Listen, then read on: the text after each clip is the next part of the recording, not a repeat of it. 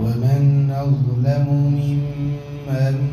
منع مساجد الله أن يذكر فيها اسمه وسعى في خرابها أولئك ما كان لهم أن يدخلوها إلا خائفين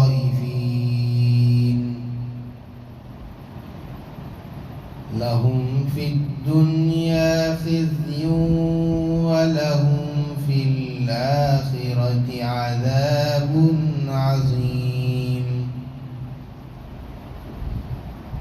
ولله المشرق والمغرب فأينما تولوا فثم وجه الله إن الله واسع عليم صدق الله العظيم. اور اس شخص سے بڑا کون ظالم ہو سکتا ہے جو اللہ کے گھر میں اس کا نام لیے جانے سے روک دے اور اس کے ویران کرنے کی کوشش کرے. ان کو تو مساجد میں ڈرتے ہوئے داخل ہونا چاہیے تھا. ان کے لیے دنیا میں رسوائی ہے اور آخرت میں بڑا عذاب ہے. مشرق اور مغرب کی ملکیت اللہ تعالیٰ کے لیے ہے، چنانچہ وہ جہاں کہیں بھی رخ کرے تو وہ اللہ کی ذات کو پائیں گے. بلا شبہ اللہ تعالیٰ جاننے والے ہیں.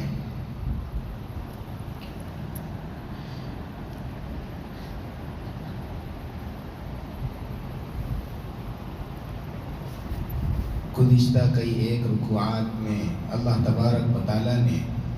بنی اسرائیل کا ذکر فرمایا. اب یہاں پر جو آیت آپ حضرات کے سامنے تلاوت ہوئی، اس میں مفسرین فرماتے ہیں کہ یا تو عیسائی مراد ہے یا پھر مکے کے مشرکین مراد ہے. بنی اسرائیل کے زمانے میں جس وقت یہودی فلسطین کے اندر مسجد اقصی کے آس پاس آباد تھے اور بیت المقدس کے اندر ہی وہ لوگ نماز اور اپنی عبادتوں کو انجام دیتے تھے، تو چند عیسائی ایک مجوسی بادشاہ کے ساتھ میں مل کر کے ان لوگوں نے بیت المقدس پر حملہ کیا اور مسجد اقصی کے اندر جتنے یہودی نماز پڑھ رہے تھے ان سب کو قتل کر دیا. اور پھر مسجد اقصی کے اطراف میں جتنے دیہات تھے ان کے اندر بھی بڑا ظلم ڈھایا تھا. اس طریقے پر ان لوگوں نے مسجد اقصی کو نمازیوں سے اور عبادت کرنے والوں سے ویران کر دیا تھا. اسی کی طرف اس آیت کے اندر اشارہ کیا جا رہا ہے. اور دوسری تفسیر یہ ہے کہ مشرکین مکہ اس آیت کے اندر مراد لیے گئے ہیں، اس لیے کہ سن 6 ہجری میں اللہ کے رسول صلی اللہ علیہ وسلم تقریباً 1500 صحابہ کی جماعت کو لے کر کے آپ عمرے کی نیت سے مکہ مکرمہ اپنا سفر شروع فرمائے. اور جب آپ مقام حدیبیہ میں پہنچے اور مشرکین مکہ کو آپ کی آمد کی خبر ہوئی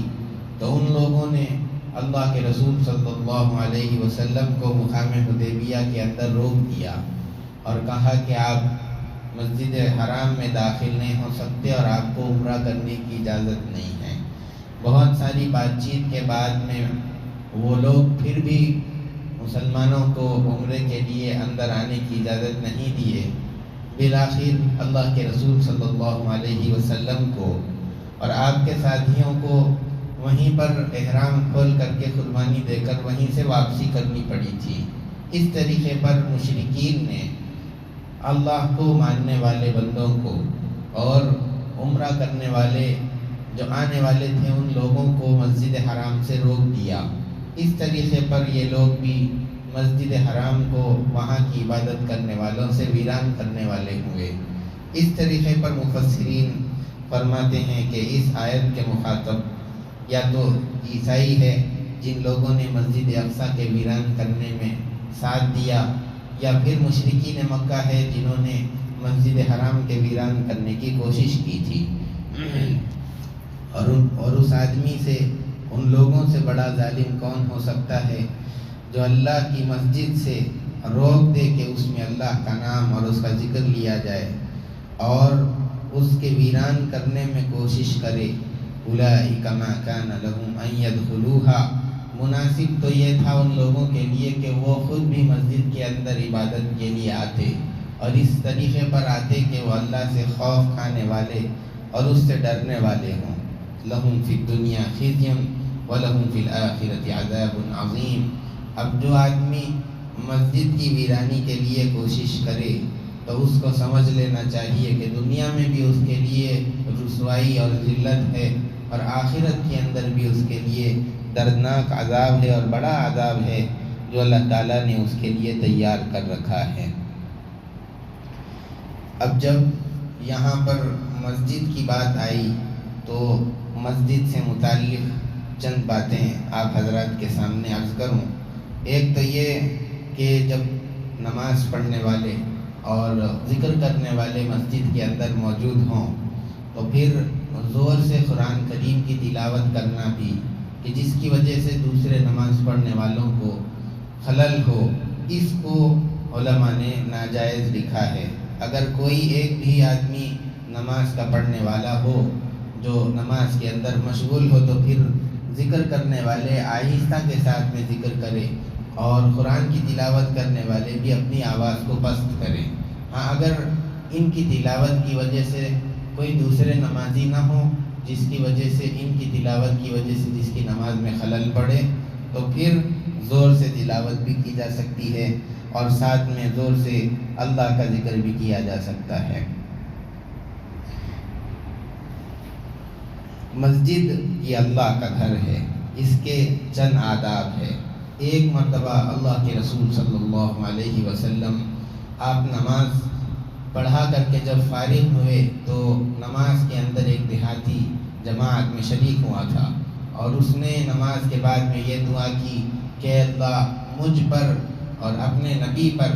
صرف ہم دونوں پر ہی اپنی رحمت کو نازل فرما، ہم دونوں کے علاوہ کسی اور پر اپنی رحمت کو نازل مت کیجیے۔ اللہ کے رسول صلی اللہ علیہ وسلم آپ نے جب اس کی یہ بات سنی تو فرمایا کہ تو نے اللہ کی جو کشادہ رحمت تھی جو ہر ایک کو گھیر سکتی تھی اس کو تنگ کر دیا۔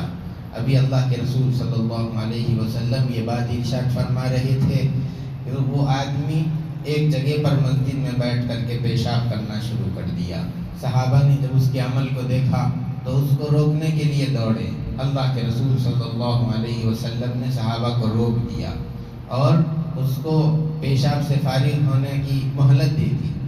صحابہ کرام رضوان اللہ تعالیٰ علیہ مجمعین کو منع اس لیے کیا کیونکہ اگر آدمی پیشاب کرتے ہوئے دوران میں ہی پیشاب کو روک لے تو ہو سکتا ہے کہ اس کی وجہ سے مختلف بیماریاں آدمی کے اندر پیدا ہو جائیں، یا پھر اگر اس آدمی کو روکنے کی کوشش میں صحابہ اس کی طرف دوڑیں گے تو وہ آدمی گھبرا کر کے مسجد کے اندر گھومنے لگے گا تو وہ جو پیشاب ہے مختلف جگہوں پر گرے گا، تو نجاست جو ایک جگہ پر ہے وہ کئی ایک جگہ پر پھیل جائے گی، پھر صفائی بھی اس کی مشکل ہوگی۔ اسی لیے اللہ کے رسول صلی اللہ علیہ وسلم نے صحابہ کو منع فرمایا۔ پھر اس کے بعد میں جب وہ آدمی پیشاب سے فارغ ہو گیا تو آپ نے صحابہ سے کہا، چونکہ اس زمانے کے اندر اس طرح کی قالین اور فرش وغیرہ نہیں ہوتا تھا، کنکریاں مسجد کے اندر بچھائی جاتی تھی، حضور پاک صلی اللہ علیہ وسلم نے فرمایا کہ اس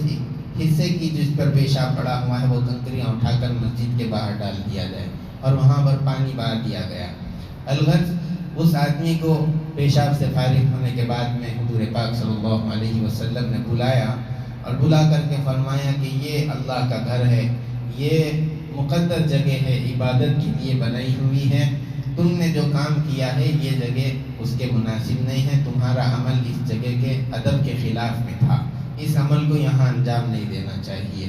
اللہ کے رسول صلی اللہ علیہ وسلم نے اس دیہاتی کو مسجد کے آداب بتلائے، اور پھر ایک ارشاد میں آپ صلی اللہ علیہ وسلم نے یہ بھی فرمایا کہ تم اپنی مسجدوں کو بچاؤ پاگلوں سے۔ ایسے آدمی کو اپنے ساتھ میں، یا کوئی ایسا شخص مسجد کے اندر نہ آئے جو پاگل ہو، ذہن کے اعتبار سے معذور ہو، اس لیے کہ وہ مسجد کے اندر آئے گا تو اس کو مسجد کے آداب پتہ نہیں ہوں گے، جس کی وجہ سے کوئی بے ادبی اس سے سرزد نہ ہو جائے۔ اسی لیے اس طرح کے اس شخص کے مسجد میں آنے سے اللہ کے رسول صلی اللہ علیہ وسلم نے منع فرمایا۔ اور دوسری چیز آپ صلی اللہ علیہ وسلم نے فرمائی کہ تم بچوں سے مسجد کو بچاؤ، اس لیے کہ جو بے شعور ہوتے ہیں، اب بچے کو کیا پتہ ہے کہ یہ کون سی جگہ ہے، مقدس ہے کہ نہیں ہے، وہ تو اپنے بچپنے کے اندر جب پیشاب آئے گا تو بغیر کسی سوچ سمجھ کے کسی جگہ پر کے پیشاب کر سکتا ہے، گندگی کر سکتا ہے۔ اسی لیے ایسے بچوں کو جن کو سمجھ نہیں ہے کہ مسجد ایک اچھی جگہ ہے، یہاں پر پیشاب نہیں کرنا چاہیے، یہاں بھاگنا نہیں چاہیے، اور کوئی بے ادبی والا کام نہیں کرنا چاہیے، اگر ایسے بچے ہیں تو ان کو نہ لایا جائے۔ لیکن اگر شعور رکھنے والے بچے ہیں، سمجھتے ہیں کہ یہ اللہ کا گھر ہے، یہاں پر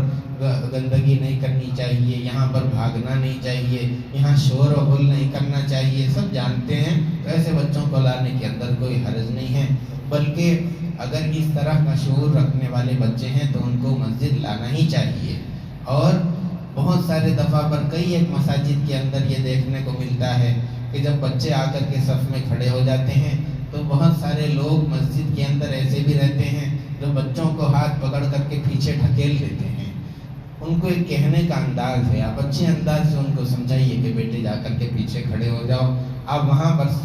سارے بچے مل کر وہاں پر ایک بچوں کی صف بنا لو، اس میٹھے انداز میں آپ کہہ سکتے ہیں۔ لیکن نہیں، بالکل ترش انداز کے اندر بات کرنے کا لہجہ بھی خراب ہوتا ہے، ہاتھ پکڑ کر کے پیچھے ڈھکیل دیتے ہیں، اور پھر یہ بھی نہیں دیکھتے کہ بچہ کہاں جا کر کے صف میں کھڑا ہو رہا ہے، بیچ صف میں ہو گیا ہے یا جا کر کے برابر صف میں ٹھہرا ہے، اس کا بھی ان کو خیال نہیں رہتا۔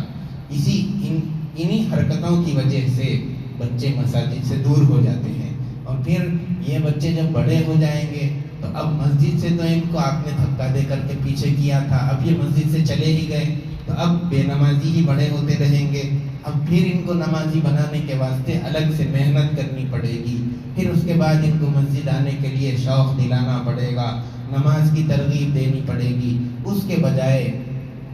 مسجد کو آنے والے جو بڑے حضرات ہیں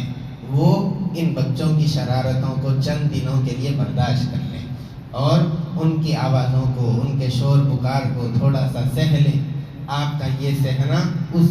چھوٹے بچے کو نمازی بنائے گا۔ اب ایسا تو نہیں ہے کہ وہ چھوٹا بچہ پوری زندگی بڑے ہونے کے بعد بھی شور و غل کرتا رہے گا اور شرارت مسجد کے اندر کرتا رہے گا۔ بچوں کی ایک عمر ہوتی ہے، اس عمر کے آنے کے بعد میں وہ بچہ خود سمجھ جاتا ہے کہ یہاں مسجد میں آنے کے بعد میں شرارتیں سب بند کر دینی چاہیے۔ اسی لیے آپ نے اس کی شرارتوں کو برداشت کر لیا تو آگے جب وہ بچے بڑے ہو جائیں گے تو پھر ان کو مسجد لانے کے واسطے، نمازی بنانے کے واسطے الگ سے آپ کو محنت کرنے کی ضرورت نہیں پڑے گی۔ اس لیے اس بات کا خاص خیال رکھنا چاہیے۔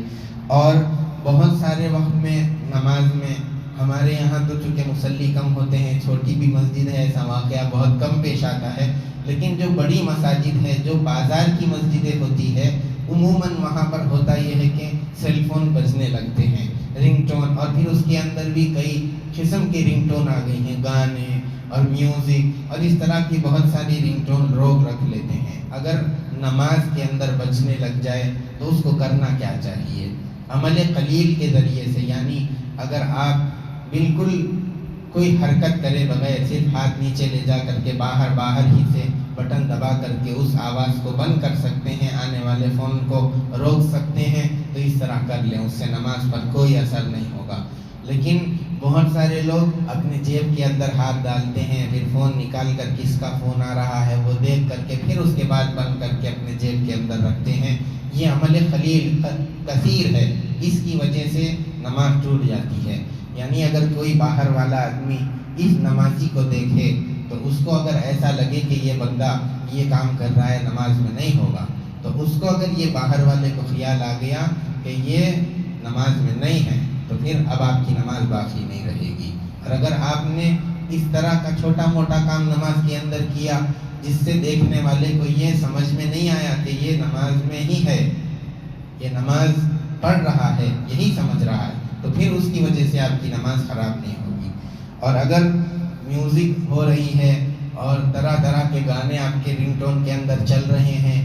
تو اس صورت کے اندر اگر دوسرے مصلیوں کو نماز کے اندر خلل ہو رہا ہے، ان کے خشوع کے اندر خرابی پیدا ہو رہی ہے، تو بہتر یہ ہے کہ آپ اپنی نماز کو توڑ کر کے اپنے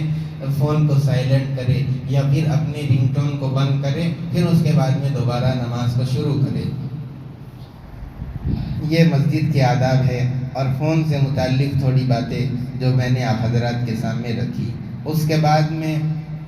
اللہ کے رسول صلی اللہ علیہ وسلم جس وقت آپ مکہ مکرمہ سے مدینہ منورہ تشریف لے گئے تھے، وہاں جانے کے بعد میں مسلمانوں کو مسجد اقصیٰ کی طرف رخ کر کے نماز پڑھنے کا حکم تھا۔ اسی لیے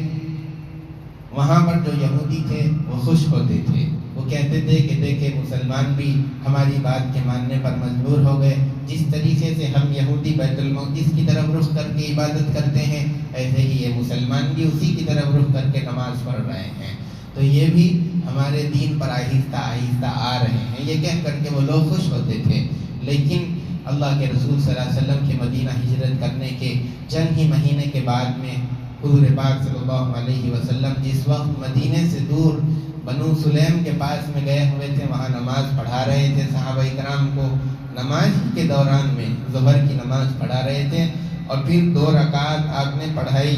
پھر اللہ کی طرف سے نماز ہی کے دوران یہ حکم آ گیا کہ اب آپ بیت المقدس کی طرف سے اپنا رخ پھیر کر کے بیت اللہ کی طرف یعنی کعبۃ اللہ کی طرف اپنے چہرے کو کر لیجئے، آج کے بعد سے نماز میں آپ کو رخ کرنا ہے تو کعبۃ اللہ کی طرف کرنا ہے۔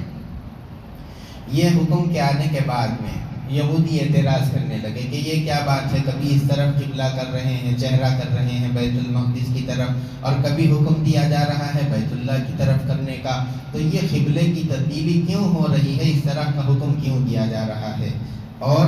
جب ان کے قبلے کے اندر ہی ثبات اور استقامت نہیں ہے تو پھر ان کے دین کا کیا حال ہوگا؟ اس طریقے سے مختلف اعتراضات یہودی کر رہے تھے۔ ان کے اعتراض کے جواب میں اللہ تبارک و تعالیٰ نے فرمایا وَلِلَّهِ الْمَشْرِقُ وَالْمَغْرِبُ، مشرق اور مغرب یہ تو اللہ کے ہیں، ان دونوں کا مالک اللہ ہے۔ اب